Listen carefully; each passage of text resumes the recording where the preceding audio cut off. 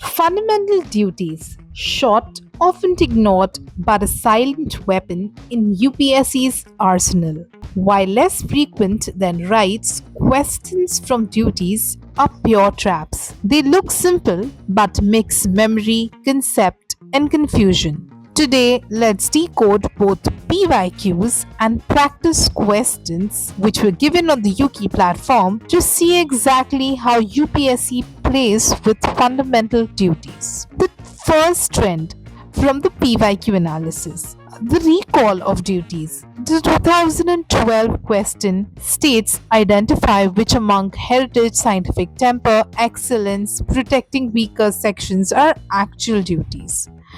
2011 question, which is not a duty?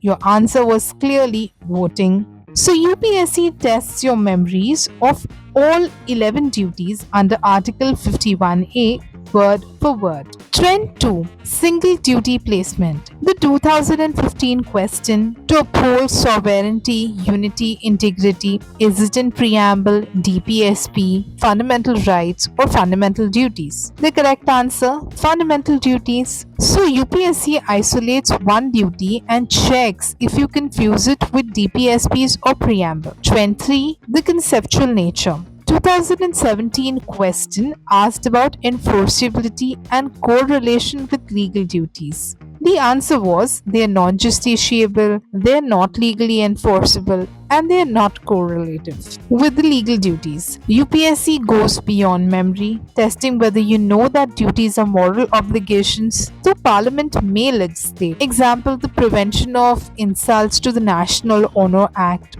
So your PYQ takeaway is that UPSC repeats three angles. Number one, the memory test, the exact list of 11 fundamental duties. Number two, the confusion trap, FD versus FR versus DPSP. Number three, the conceptual check, whether they're non justiciable, and so on. Let's move now to the practice test analysis that you guys took on the Yuki platform. The practice test papers are to sharpen your edge that UPSC is leaving open. So we had the amendment angle. 42nd Amendment added the 10 duties by the Swaran Singh Committee recommendations.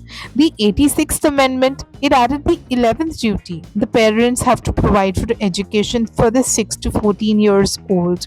So the practice question often asks that which amendment, originally there were 10 or 11 duties. Then again we move to which is not a duty, confusion. Voting and abolition of untouchability appear repeatedly as traps. They are not duties. Reality, voting is not a duty, abolition of untouchability is under Article 17, which is your fundamental right. Then the assertion reason type of questions, duties are non justiciable but can guide the parliament in making laws. Example, for environment protection, for respecting the national flag. Trick over here, both the statements could be true, but the connections could be weak between the assertions and reasoning. Then there is the applied context.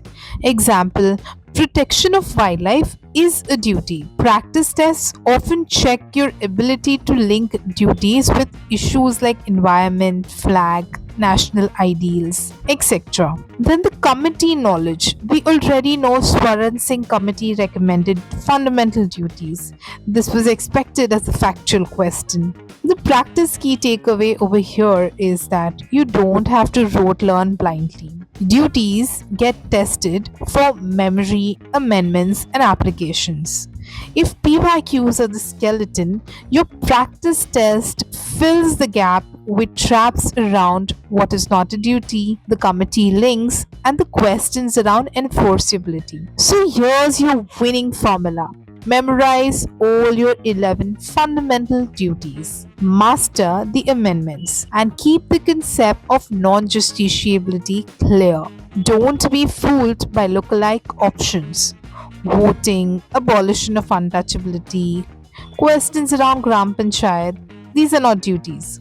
If you handle fundamental duties chapter with precision, you will never lose easy marks to trick questions again. See you again at the Yuki portal. Bye bye.